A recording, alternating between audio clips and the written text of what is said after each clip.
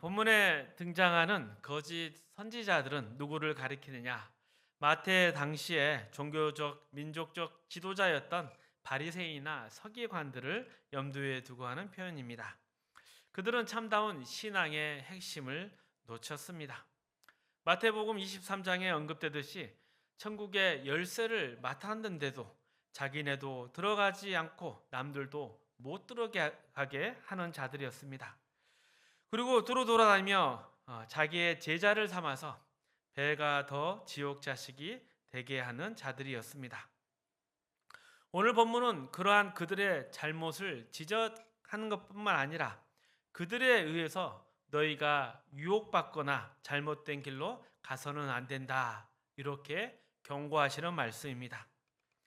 그래서 이 거짓 선지자, 참 선지자, 이 이야기를 좀 더 보편화시켜 보면 거짓 신앙과 참 신앙은 어떻게 구별하는가? 그것이 본문의 내용이라 하겠습니다. 자, 거짓 신앙, 참 신앙. 그 분별하는 방법은 16절 이하에 나와 있는 대로 그들의 열매로 그들을 알지니라. 그러니 그들의 열매를 보고 그 나무를 판단하라는 것입니다. 제가 다시 한번 읽어보겠습니다. 그들의 열매로 그들을 알지니 가시나무에서 포도를 또는 엉겅퀴에서 무화과를 따겠느냐. 이와 같이 좋은 나무마다 아름다운 열매를 맺고 못된 나무가 나쁜 열매를 맺나니 좋은 나무가 나쁜 열매를 맺을 수 없고 못된 나무가 아름다운 열매를 맺을 수 없느니라. 그러니 사과나무에서 배를 열 수 없는 것이고 또 배나무에서 감을 열 수도 없는 것입니다. 나무로 보면 언뜻 구별이 되지 않지만 열매를 보면 확실히 분명해집니다. 사과가 달려 있으면 무슨 나무겠습니까? 사과나무입니다. 배가 달려 있으면 배나무이고 감이 달려 있으면 감나무인 것입니다. 본문이 하는 이야기는 그런 이야기입니다.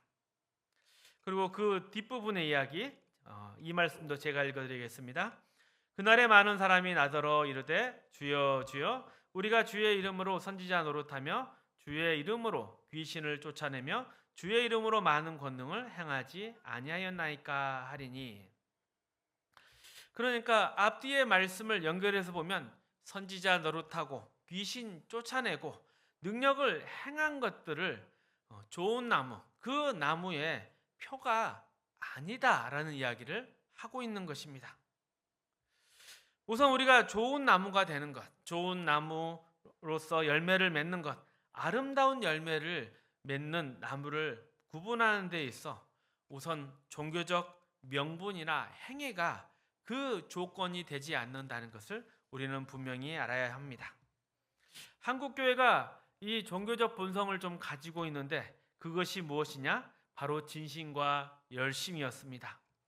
지성이면 감천이라는 생각에 기독교도 그렇게 적용이 되어서 신앙 좋다는 것을 저 사람은 열심 있는 사람, 저 사람은 참 진심 있는 사람, 이렇게 그 기준을 삼고 애쓰고 노력을 했습니다. 그러나 우리가 읽었던 본문에서는 귀신을 쫓아내고 또 많은 권능을 행한 자에게도 내가 너를 도무지 알지 못하노니 불법을 행하는 자들아 내게서 떠나가라, 이렇게 경고를 하고 있습니다. 이 말씀들에 대한 이해를 좀 더 돕기 위해서 마태복음 16장 이야기로 잠깐 가보겠습니다. 마태복음 16장 16절에는 베드로의 예수님에 대한 신앙 고백이 들어 있습니다. 시몬 베드로가 대답하여 이르되 주는 그리스도시요 살아계신 하나님의 아들이시니이다. 참 이 고백을 들으시면서 주님께서 칭찬을 하십니다. 그리고 이 베드로의 고백 위에 교회를 세우겠다 약속하십니다. 그리고 나서 21절 23절의 말씀을 계속 읽어보도록 하겠습니다. 함께 읽어보겠습니다. 이때로부터 예수 그리스도께서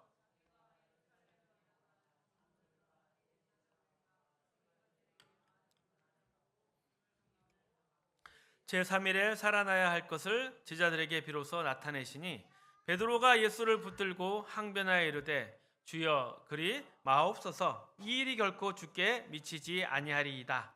예수께서 돌이키시며 베드로에게 이르시되 사탄아 내 뒤로 물러가라. 너는 나를 넘어지게 하는 자로다. 내가 하나님의 일을 생각하지 아니하고 도리어 사람의 일을 생각하는도다 하시고. 이 베드로의 고백을 잘 봐야 합니다. 베드로가 주님께 주는 그리스도시요 살아계신 하나님의 아들이십니다.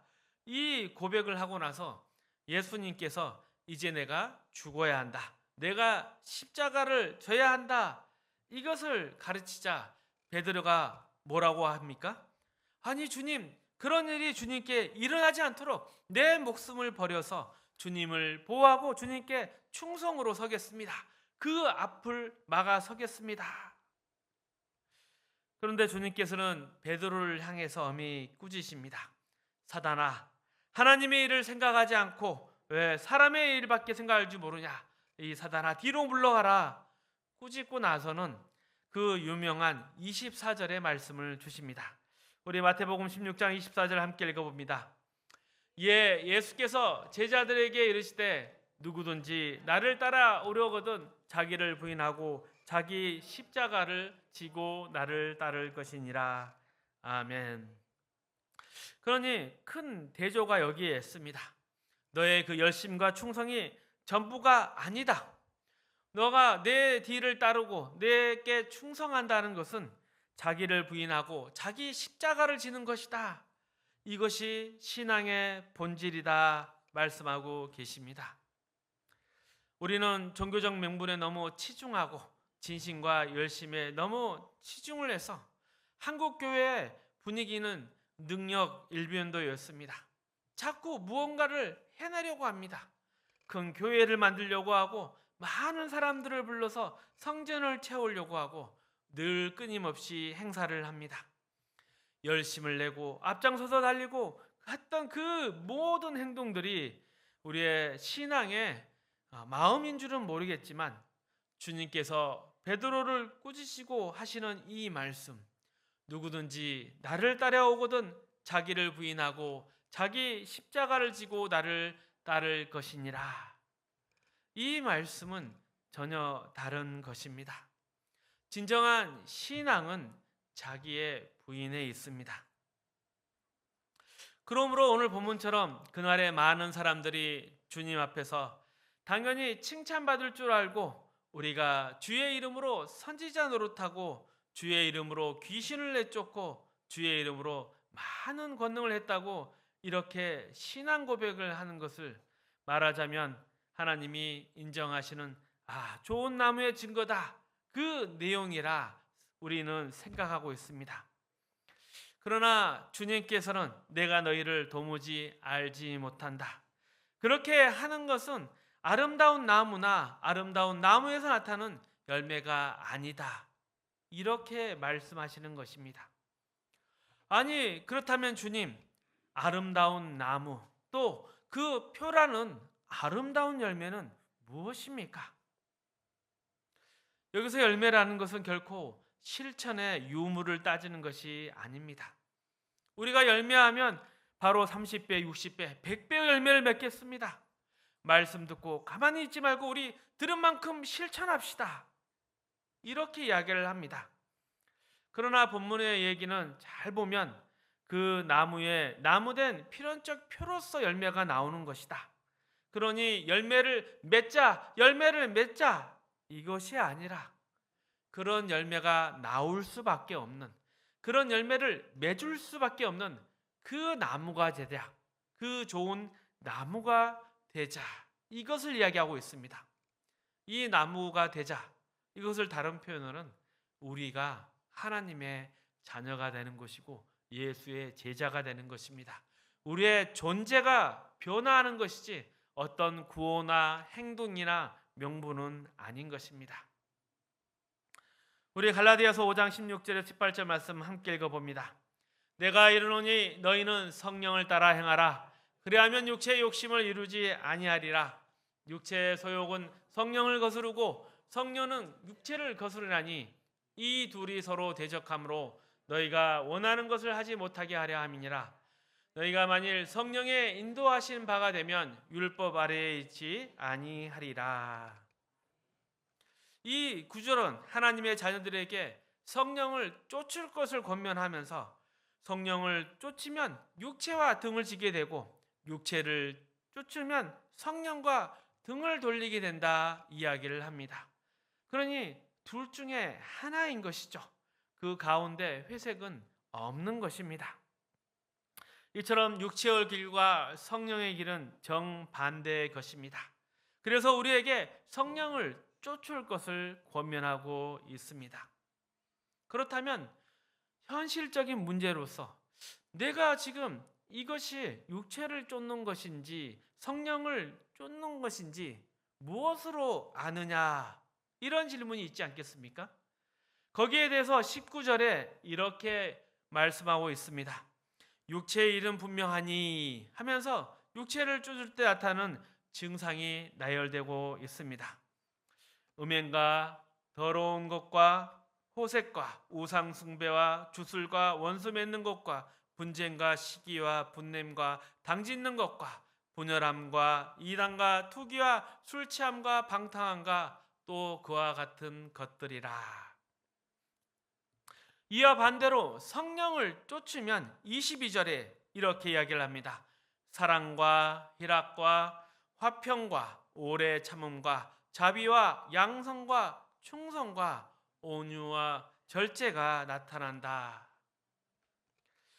그런데 이 구절은 우리가 이런 것을 맺자, 이런 것을 맺지 말자, 이런 이야기가 아닌 것입니다. 사랑하자, 화평과 자비를 나누자, 이런 것이 아니라 성령을 쫓으면 당연히 이러한 열매가 자연스럽게 나온다는 것입니다. 그러니 스스로 속거나 속이지 말라는 것입니다.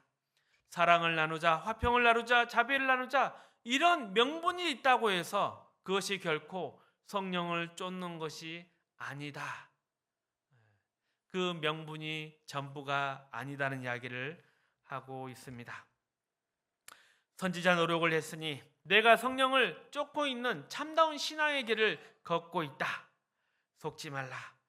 선지자 노릇을 하면서도 얼마든지 육체의 열매가 맺을 수 있다는 이야기를 한 것입니다. 신앙의 명분으로서 얼마든지 옳은 일을 내세우고 열심히 하지만 거기에 육체의 증거가 나올 수도 있는 것입니다. 성령을 쫓는 것이 아닐 수도 있다는 말이죠. 그러므로 이것들이 다 열심과 진심, 능력에 관한 것들이 아니고 기능에 속하는 것들이 아니고 내 자신의 인격과 성품, 존재에 속한 것이다. 이런 가르침을 주고 계시는 것입니다. 진정한 신앙의 내용은 참다운 하나님의 자녀의 표는 우리의 성품과 인격이 하나님을, 주님을 닮아가는 것입니다. 그런데 우리가 좋은 신앙 이야기를 하면 자꾸만 하나님을 위해서 뭘 해드릴까? 뭘 갚아드릴까? 이런 생각을 합니다. 더 많이 기도하고 더 많이 헌금 내고 더 많이 전도하는 것이 신앙의 전부라 생각합니다. 그러나 신앙은 끊임없이 이 산상설교에서 말씀하는 것처럼 하나님을 닮아가는 것입니다. 그래서 내 인격과 성품이 변화되는 것입니다. 무슨 일을 하든지 그렇게 되면 하나님의 마음으로 하는 것이고 그러면 당연히 거기에 희락과 화평과 오래 참음, 아름다운 열매들이 있는 것입니다. 그러나 종교로서 자기의 치장을 하거나 자기의 우월을 드리려고 하면 명분과 주장은 그럴듯하고 외양은 그럴싸하지만 결단코 그 안에는 열매가 없고 하나님의 영광이 드러나지 못한다 이야기를 합니다. 그리고 이것을 마태복음 6장에서는 사람 앞에 보이려고 너희의 의를 행치하도록 주의하라, 이 말씀으로서 경고하고 있는 것입니다. 기도하고 구제하고 금식하는 일 모두 종교적인 모양을 가졌는데도 그 안에 이웃사랑이 없고 하나님의 영광이 드러나는 일이 없다는 것입니다. 전도하며 기도하며 이런 일을 하는데도 하나님의 은혜와 자비, 그의 임재하심의 영광은 없고 시기와 투기, 또 다툼, 싸움만 있다면 그것은 전혀 아름다운 나무라 할 수 없습니다. 하지만 이런 일들이 얼마나 우리 가운데 비일비재하게 많습니까? 빌립보서 2장 5절에서 8절까지의 말씀 보면 우리에게 이렇게 권면하고 있습니다. 함께 읽어보겠습니다. 너희 안에 이 마음을 품으라. 곧 그리스도 예수의 마음이니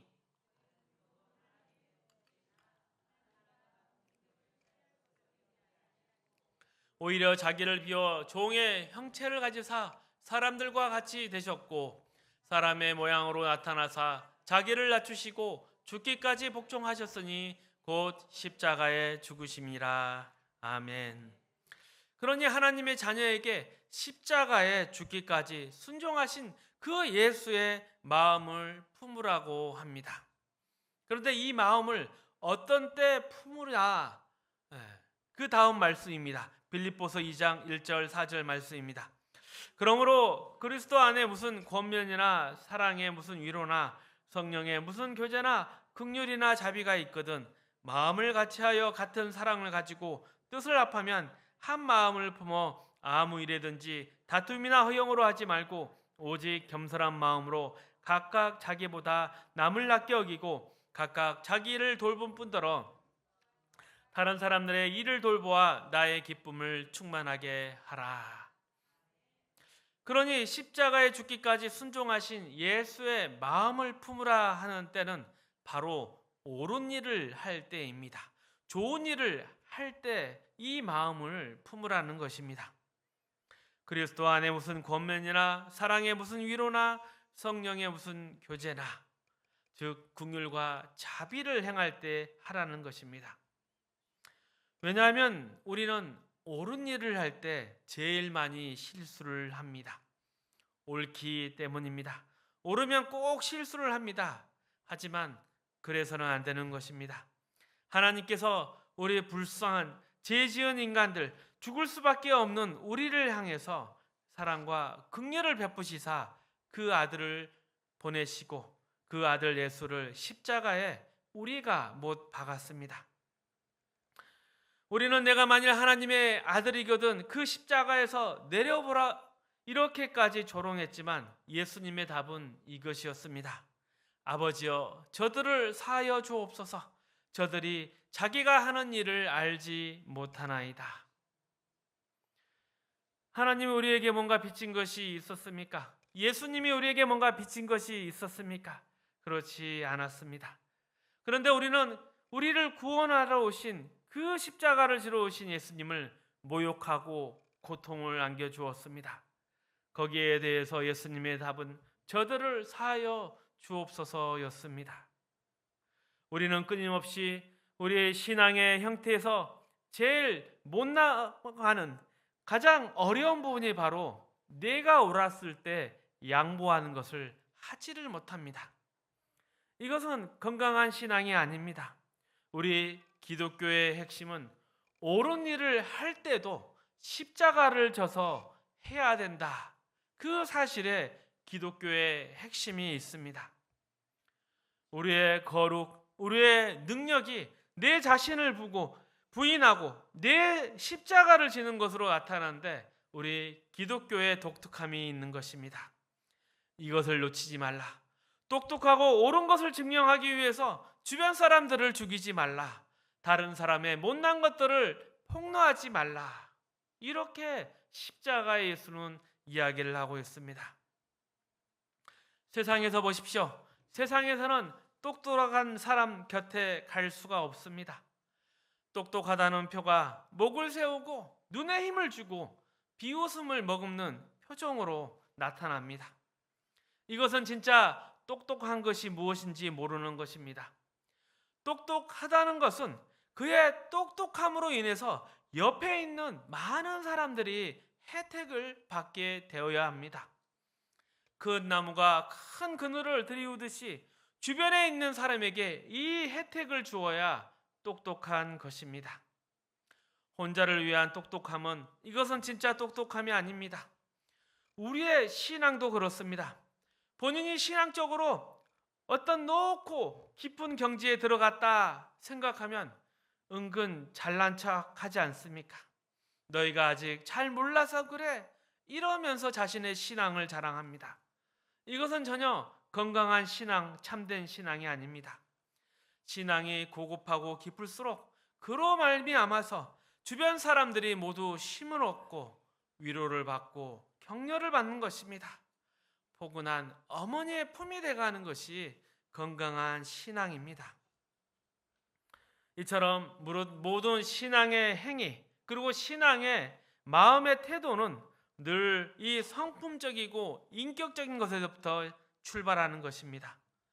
좋은 성품이 되어가고 좋은 인격이 되어가는 것, 그래야지 좋은 열매가 나오는 것입니다. 명분 앞세우고 거룩한 일이라 하지만 거기에 좋은 열매가 맺히지 못하는 것은 그가 하는 모든 행위가 주님을 닮지 않아서가 아니라 행위만 앞세우고 내가 남과 다르다 이러한 자랑에 불과하기 때문입니다. 마태복음에서 지적하는 대로 그 당시 바리새인과 서기관들은 종교적인 행태로서 자신을 드러냈습니다. 우리는 이 마태복음에서 끊임없이 마태가 예수님의 말씀을 인용하면서 모든 기독교의 내용은 다 하나님 사랑하고 이웃 사랑하는 것이다. 그런 하나님을 닮아가는 것이 중요하다. 이 가르침을 기억해야 할 것입니다. 마태복음 5장 43절에서 45절 말씀 함께 읽어봅니다. 또 내 이웃을 사랑하고 내 원수를 미워하라 하였다는 것을 너희가 들었으나 나는 너희에게 이르노니 너희 원수를 사랑하며 너희를 박해하는 자를 위하여 기도하라. 이는 하나님이 그 해를 악인과 선인에게 비추시며 비를 의로운 자와 불의한 자에게도 내려주심이라. 아멘. 이것이 바로 아름다운 나무인 것입니다. 이것이 우리 신앙의 본질이며 내용이 되어야 합니다. 예수 그리스도를 닮고 하나님의 성품과 사역에 참여하는 것입니다. 모든 신앙은 이 하나님 사랑하는 마음, 하나님의 그 자비롭고 은혜롭고 노하기를 더디하는 마음에 동참하는 성품과 인격으로 나오는 것입니다. 그럴 때 그 열매가 바로 언제나 사랑과 희락과 화평과 오래 참음들입니다.